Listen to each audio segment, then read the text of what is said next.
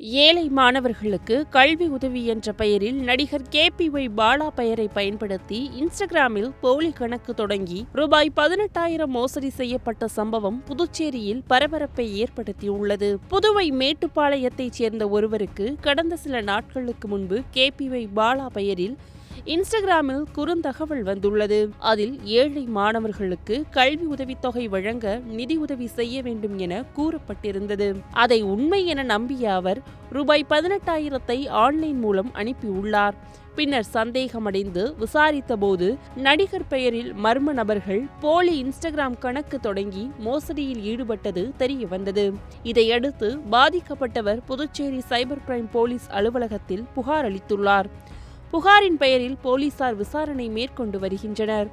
பிரபலங்களின் பெயரில் சமூக வலைதளங்களில் வரும் கணக்குகளை சரிபார்க்காமல் பணம் அனுப்ப வேண்டாம் என போலீசார் பொதுமக்களுக்கு எச்சரிக்கை விடுத்துள்ளனர்.